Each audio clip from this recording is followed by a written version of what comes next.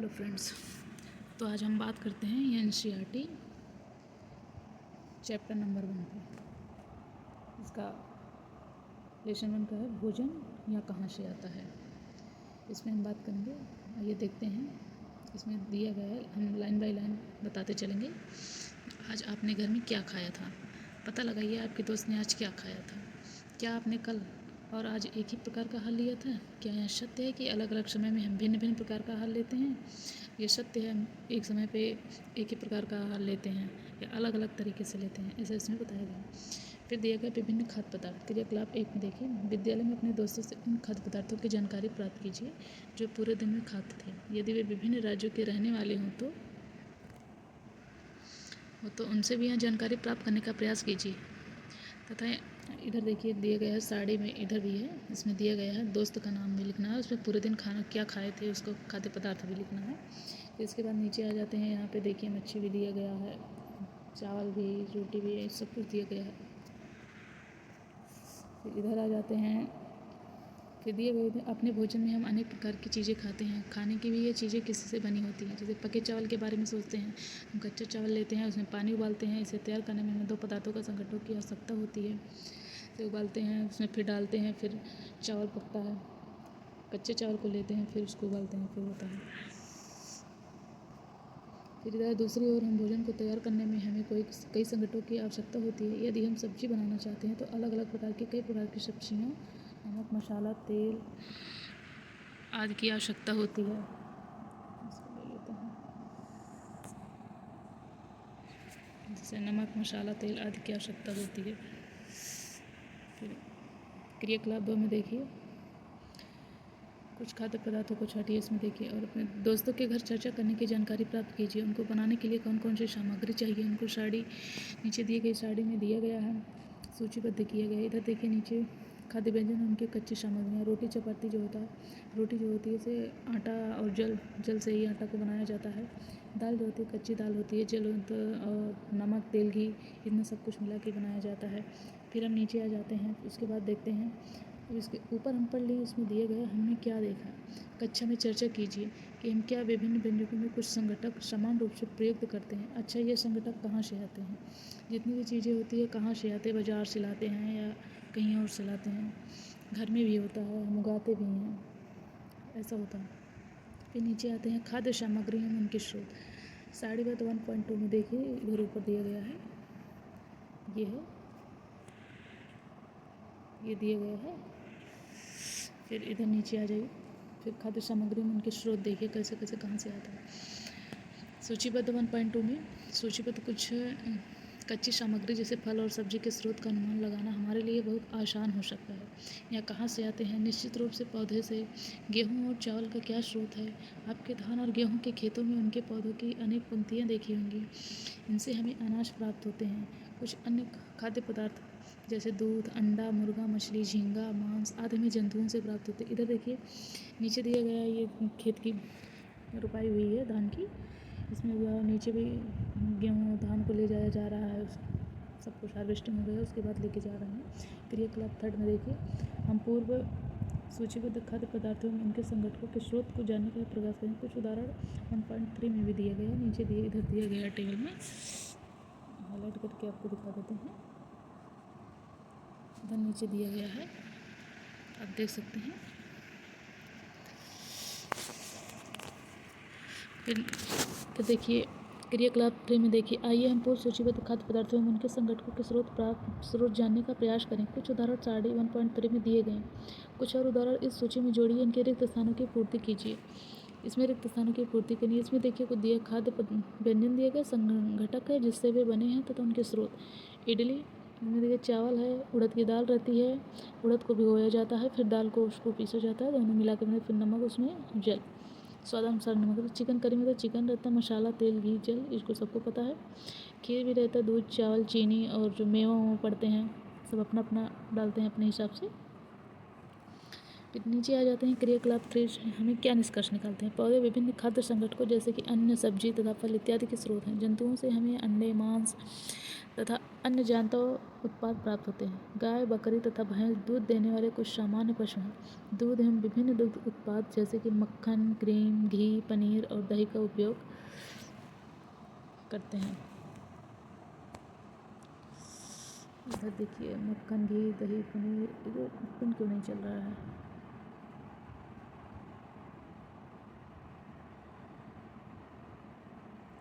तो जाना चाहिए ना। मक्खन, घी, पनीर इसका उपयोग फिर करते हैं। फिर तो जंतुओं के नाम बता देते हैं। तो कुछ अन्य जंतुओं के नाम होते जो हमें दूध देते हैं। तो ऊपर क्यों नहीं जा रहा है? इधर देखिए भोजन के रूप में पौधे के भाग और जंतु उत्पाद में देखिए पौधे हमारे भोजन का एक मुख्य स्रोत हैं। हम पौधे के कौन से भाग का उपयोग करते हैं? खाद्य पदार्थ के रूप में करते हैं। हम पत्तियों वाली अनेक सब्जियां खाते हैं। कुछ पौधे के फलों को भोजन के रूप में खाते हैं। कभी हम जड़, कभी तना तो कभी पुष्प भी भोजन के रूप में खाते हैं। कभी अपने सीताफल या काशी फल जिसे हम कद्दू बोलते हैं लैंग्वेज में, फूलों और चावल इधर गए फूलों और चावल को मिट्टी में डुबोकर और तलकर पकौड़े बनाकर खाया जाता है। इसका प्रयत्न कीजिए। कुछ पौधे के दो या दो इधर देखिए, इधर नीचे दिए गए हम किस चीज़ के, जैसे सरसों हो गया उसकी पत्तियों की सब्जी बनाते हैं। पत्ती वाली जो दिए गए इधर पलट करके बता दे। इधर पत्ती वाली जो सब्जियां अनेक प्रकार खाते हैं सब्जियां, जैसे सरसों का है, पालक का है, बथुआ भी हो जाता है और उसका सब्जियां खाते हैं पत्ते की। और फलों को भी खाते हैं, जैसे टमाटर उसका फल हो जाता है, टमाटर हुआ।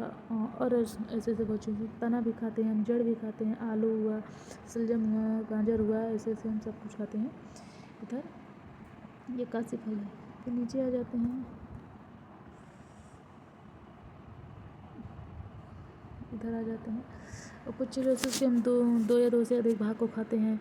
जैसे उसके फूल को भी खाते हैं और उसके तने को भी खाते हैं। पत्तियां भी खाई जाती है। इधर भी दिए उदाहरण के लिए सरसों के बीज में हमें तेल प्राप्त होते हैं। इसके पत्तियों का उपयोग शाक बनाने के लिए किया जाता है।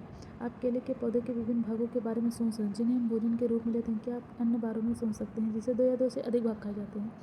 क्रियाकलाप 4 में देखिए 1.3 में ऊपर दिया गया है, ये है। फिर आप देख सकते हैं कि सूची में सभी खाद्य पदार्थों में उन संगठनों को छांटिए जिनका मुख्य स्रोत पौधे हैं। ये पौधे के किन भागों से प्राप्त होते हैं? इन खाद्य पदार्थों और पौधे के भागों को 1.4 में सूचीबद्ध किया गया है। देखिए बैगन का भरता। बैगन का भरता क्या होता है? बैगन को उबाल लेते हैं या बैगन को वैसे ही हम सब्जी में मसाले में तलकर बना लेते हैं मिर्च मसाले के रूप में। कोई अन्य और पौधे के भाग जो हमें संगठक देता है, फल देता है ये। और उसमें है तेल, मूंगफली, सरसों, सोयाबीन, किसी अन्य पौधे में जैसे बीज होता है उसका। और उसमें भी आप देख लीजिए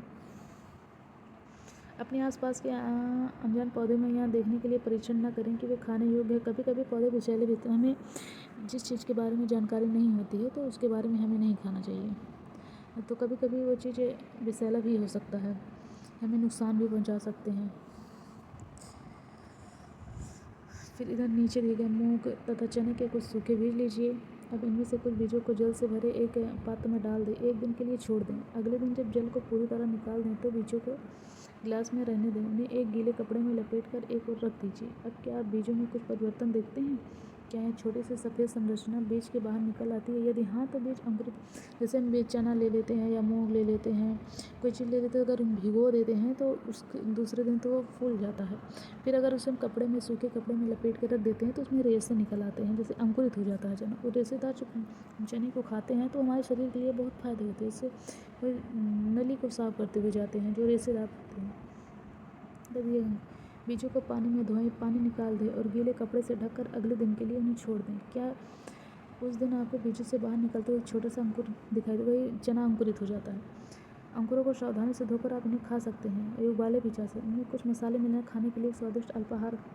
कुछ लोग अपने मसाला मिला लेते हैं या नमक मिला के, इसे सब लोग खा लेते हैं जैसे जिसको पसंद आता है। क्या आप जानते हैं शहद कहाँ से आता है, कैसे उत्पादित होता है?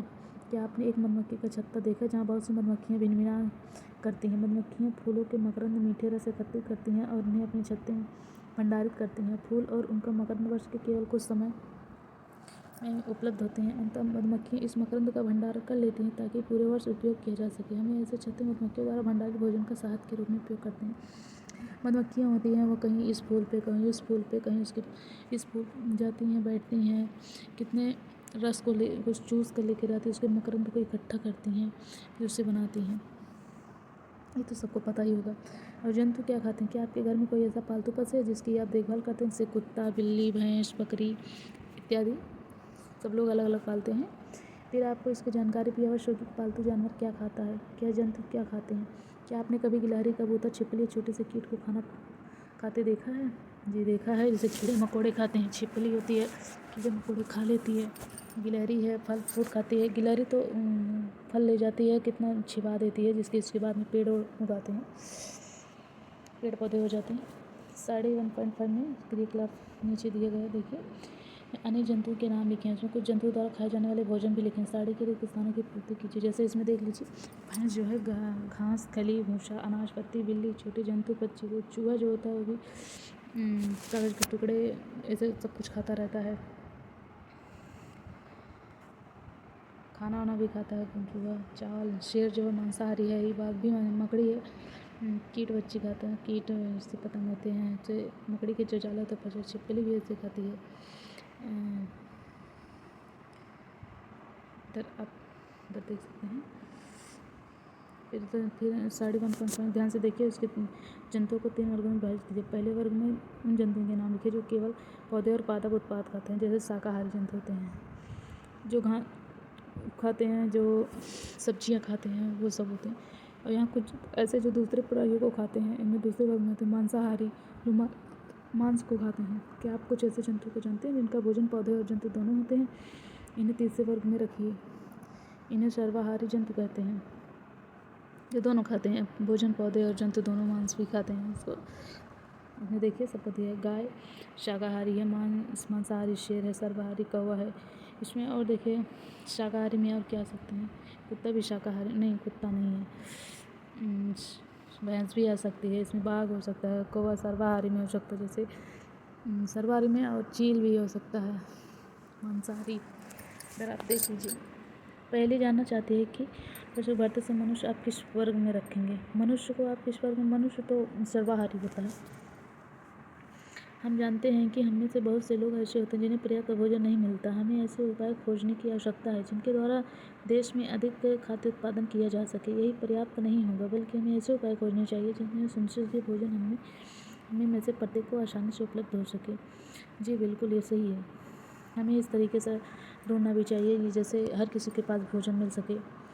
इधर देखिए प्रमुख संगठक देख लीजिए क्या कैसे मिलता है। खाद्य है, मकरंद है, अंकुरित बीज है, शाकाहारी, मांसाहारी, सर्वाहारी। इधर नीचे पूरा यहाँ पे समाप्त हो जाता है, फिर नीचे सारांश दिया गया है। सारांश में है भारत के विभिन्न प्रदेशों में पाए जाने वाले,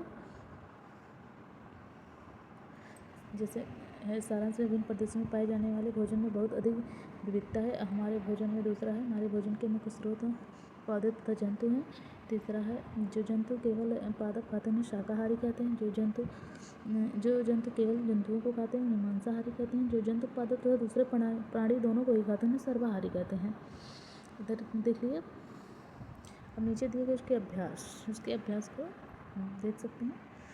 इसमें पहला क्वेश्चन है, क्या सभी जीवों को एक ही किस्म के भोजन की आवश्यकता होती है? जी नहीं, बिल्कुल नहीं होती है, सब अलग अलग खाते हैं। 5 पौधों के नाम के बताइए, इनमें कौन सा भाग उपयोग खाद्य पदार्थ के रूप में होता है? 5 पौधे के नाम लिखिए। एक सरसों का पौधा हो गया, एक मटर का, चना का हो गया। ये सब पौधे खाने के उपयोग में आते हैं। भाग का उपयोग, अच्छा इसमें भाग पूछा है, कौन सा भाग में? फली हो गया, आलू हो गया, इसमें आलू का तना होता है। और सरसों हो गया, सरसों का पत्ती भी होती है, उसका बीज भी होता है। पालक भी होती है, उसका पत्ता भी होता है। टमाटर उसके फल होते हैं। तो 5 हो गए। इधर कॉलम है, मिलान करना है, इधर मिलान करना है, आप देख सकते हैं, मिलान कर लीजिए। दूध, दही और घी पादप हैं। इधर देखिए पालक, फूल गोभी, गाजर ये सब्जियां हैं। ये हो गया दूध, दही, पनीर, घी, ये हो गया। और शेर नहीं गलत हो गया। ये शेर एवं बाघ एक दूसरे जंतुओं को खाते हैं। दूध, दही सभी जंतु उत्पाद हैं। ये हो गया शाकाहारी, पादप उत्पाद खाते हैं। इतना ये हो गया। इधर रिक्त स्थान दिया गया है, आप इसे भर सकते हैं पढ़कर। हमारा यहाँ पे चैप्टर समाप्त होता है। वीडियो कैसे लगी आप लोग बताएं। मेरे चैनल को सब्सक्राइब करें, लाइक करें, कमेंट में वीडियो को ज़रूर बताएं।